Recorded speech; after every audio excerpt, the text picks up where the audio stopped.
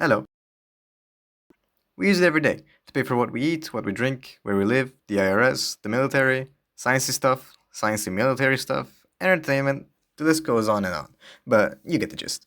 And it just so happens that there's a certain metal everyone and their mothers find valuable. You know it, you love it, give them a round of applause, it's gold. But unfortunately, there isn't really that much on Earth, which is actually why it's pretty valuable. So, what happens when you have a bloodthirsty murderous war machine who also pisses gold like it's nothing? Well, I went ahead and did the maths so you don't have to. In ULTRAKILL, the marksman revolver has 4 coins that can be tossed with the alternate fire. You've heard of this a million times, and Herb's Messiah has pretty much overanalyzed everything about this pistol, so there's no need to talk about this funny coin gun. All you need to know is Mouse 2 throws coins, and since ULTRAKILL is a fun and challenging game on its own with its unique mechanics without any ammo conservation mechanics, under the mayo, so that obviously had me asking, how much money does V1 from ULTRAKILL actually make? Well, to answer that, we have to find out the dimensions of our coins. Since Akita hates people knowing how big things are in ULTRAKILL, we're gonna go ahead and find that out for ourselves.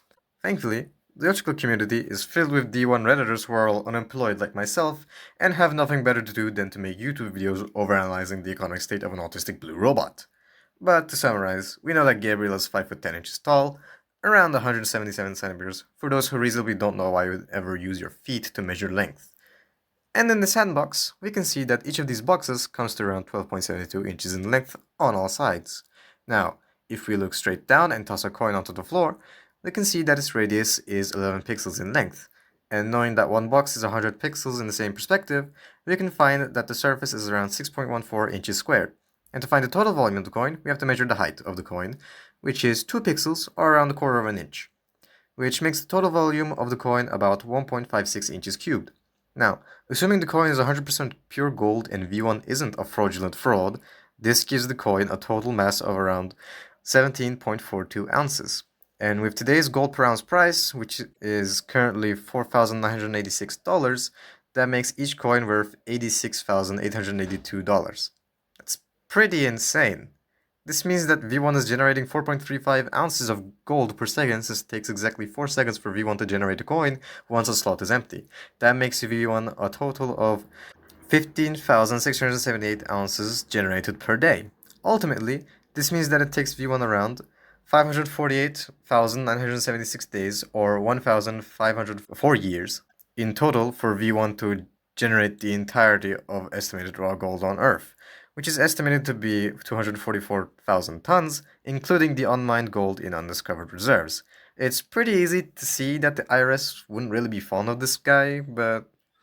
Oh yeah, you probably already dealt with them. I don't know how to exactly calculate how much that would make the rate of inflation go up, but I'm assuming it's pretty terrible. Now, as for how V1 actually converts his blood reservoir to gold is entirely up to science fiction. There is, however, a scientifically possible method of converting some metals into gold.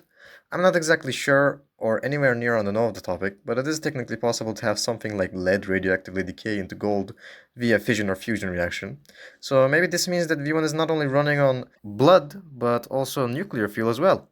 Hey, mankind might be dead, but these machines are sure eco-friendly and emissions-free, so that's cool. Anyways, bye.